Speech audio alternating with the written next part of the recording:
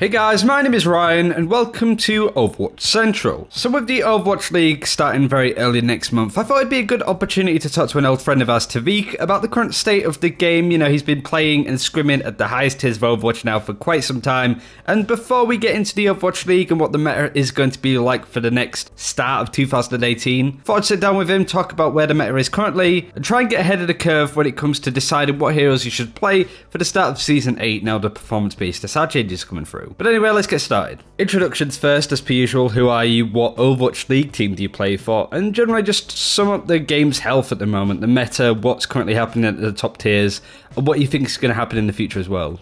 Hello, my name is Tviq and I play for Florida Mayhem and I play as the DPS role. What you can say is like the meta has like changed pretty like massively, just like going from LAN, like going into LAN rather, because more and more people started to realize how really good Widowmaker is, and just like Widowmaker in general versus this like really slow comp and just like massive heal comp, where it's like big bursts and a lot of healing, and Widowmaker is just like standing back, not really doing much except for being scary as hell. Yeah, that's the main thing. Can you explain why Widowmaker is so good at land? Because there are certain specifics as to why, but also like why in this kind of game, in this meta, when you have heroes like Mercy, why it's important that Widowmaker's in a team, but also how to properly utilize her as well. I mean, I wouldn't exactly say it's like specifically Widowmaker when it comes to like just on the LAN client. I mean, it's not that she's like super OP or anything on the on the LAN client, just because like, you know, there's a higher tick rate on it. There's, you know, there's a lot less chances that a shot won't register, and you're also playing on 0 ping, which makes it for less server errors and so on and so on. But it's just that people hasn't really experimented with like playing Widowmaker, so I think. And we also had this like a huge break, pretty much every single team before going into like the preseason, and with like short amount of practice, everybody kind of realized like, wow, you know, Widowmaker is actually really good. Like not just on the LAN client, it's just in this meta, just because how slow it is, and just because how much heals you have. So it doesn't really matter whether they dive you or not. It's just that as soon as they dive you, you just gotta make sure that whoever they dive, like the first target they go for, just has to stay alive. And as long as they don't get that first insta kill, then it's just, you just snowball off that. And just snowballing in general in this meta is just so fucking strong. Oops. I guess it kind of comes under the idea of when the pros play certain tactics, like triple tank this time last year, all those just dive and stuff. You know, the top tiers play it in scrims and stuff, that it works its way to top 500 and GM or below. Do you think something similar is going to happen with Widowmaker, that you're thinking like a month's time Widow is going to be needed in like every comp? Or do you think just because it's, you know, the best of the best playing Widowmaker, that it's only really them that can get the most use out of it? I don't necessarily think it's just going to be like the top of the line that's going to be able to play Widowmaker to the fullest degree. Yeah. Do you see like Widow meta and Widow comp coming into games at like gold and platinum and all these other tiers way below you guys, for example? I mean, I can definitely see that happening, but it's also like, I can also see how it will go horribly wrong compared to like triple tank meta, where it would, you know, it's kind of like safe to play almost any hero in that meta, where it's like you can't really screw up in a major regard. The biggest screw up in this meta is that if you let the one guy die, they can snowball you so hard that you can't come back. It's basically like it's just like a bigger snowball basically in this, and you need to like be able to be on point and be able to communicate better with your teammates, and just like making sure that the Zenyatta is always staying alive. Just because he's a little bit like further back, you always need to check for him in case a Tracer comes behind, or you always need to check for that Widowmaker on the enemy team, and where your Widowmaker is, just making sure that he always getting healed in case he would get like flanked or something like that. Yeah, I get that. How much of this has to do with Mercy as well? I mean, basically everything. Like, in a sense, is that she has so much healing, and the healing can't be interrupted, like Anna's heal, for example, or more as being like, you know, a really short range heal, and Mercy being able to basically like just dash around like the hardest target to beat the diving, just because how much mobility she has compared to Anna, for example, and just because of how strong her ultimate is. Res has been, you know, just like the regular res has been nerfed, and it hasn't, like, it has changed. It's still like it's still really strong. It's not like as strong as it used to be, but it's definitely like strong. For sure. Junkrat's another hero that I think has taken Overwatch by storm recently. You yourself probably love playing him to pieces at this point. But if you were to change things around, not saying necessarily that Junkrat needs changing myself, but if you had control over the game, if you were Jeff Kaplan for one day, what kind of stuff would you want to like change up? Would you make certain heroes weaker? Would you make certain heroes stronger? Because it feels like there's a bit of an imbalance at the moment, and I'm not quite sure what I can put the finger on. I mean, for Junkrat, I'd definitely say that you don't really want to like change him too much. You don't want to be poking around with Junkrat too much, because like the big thing about Junkrat is how big of a presence he takes on a field, and just like how much pressure he just puts you by just spamming one corner. I mean, obviously it's just like spamming most people will see it as like a super annoying type of thing, but you also have to realize it's like it's so hard. Like it's actually so hard to hit, like consistently hit directs. And if I were to change anything about Junkrat, it'd probably be something like changing the mine damage from like 120 to maybe 110 or 100. And I definitely would never go below that, because at that point you can't one-shot a Tracer anymore, which is like, this is why Tracer is seeing a little bit less of play. Like, even though you see Tracer like almost all the time, but she's still seeing less play, and she's being less dominant whenever there's a Junkrat. And it's also Junkrat doing like being able to like double shot the 200 HP classes, but if you take that away, like he becomes so much incredibly weaker, and it's basically useless to play. It was interesting you said about Tracer dropping down a little bit in popularity, because I don't think many people would have been able to really notice that without the stats. From your like perspective and Florida's perspective, what heroes have gone up in popularity? Obviously Widowmaker, but what other heroes have gone up or down in popularity that may not seem as obvious?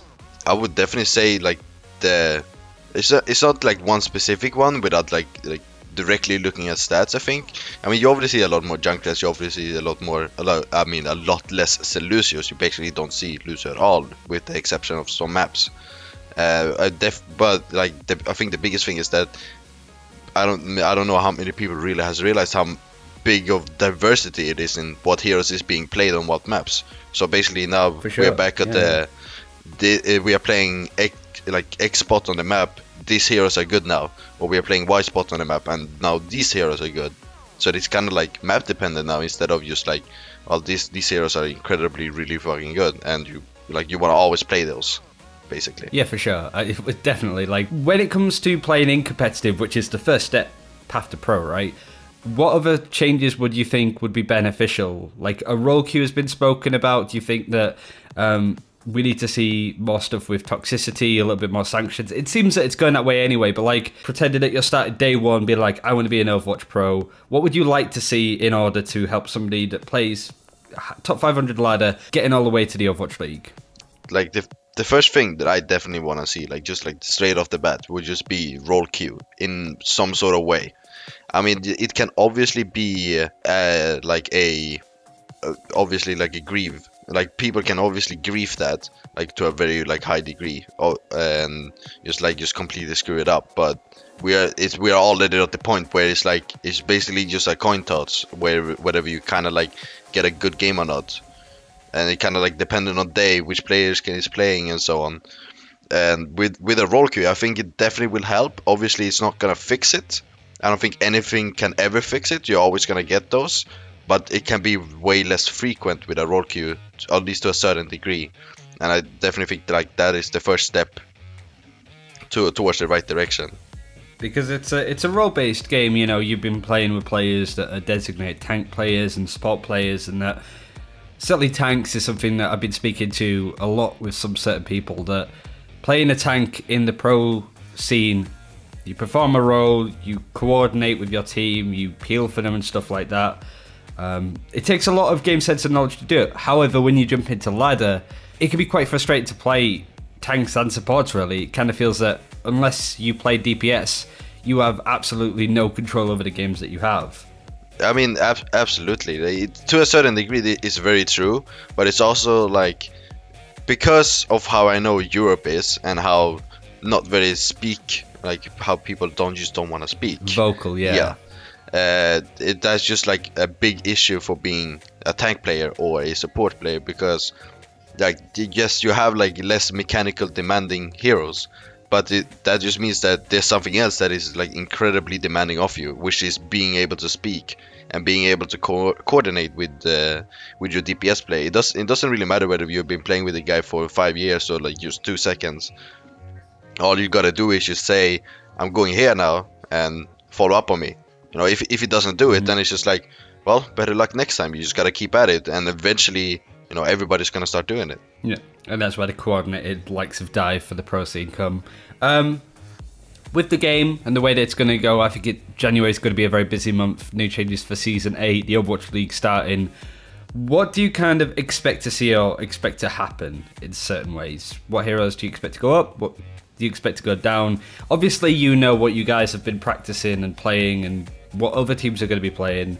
In a month's time, when the Overwatch League is into full swing, what do you think the current game is going to be like? Without like kind of like hero changes to like small degrees, obviously, which I like touched on a little bit earlier, I don't think there's gonna be that much changes, and people are like being really diverse in what they're playing, with the exception of kind of Mercy, as she's like, you know, the ultimate is just so strong right now, and as I previously mentioned, like snowballing in current meta is just like, it's so incredibly strong, and it's like it's almost impossible to stop a snowball when the enemy team has like a good Mercy advantage onto you, and it's basically just that.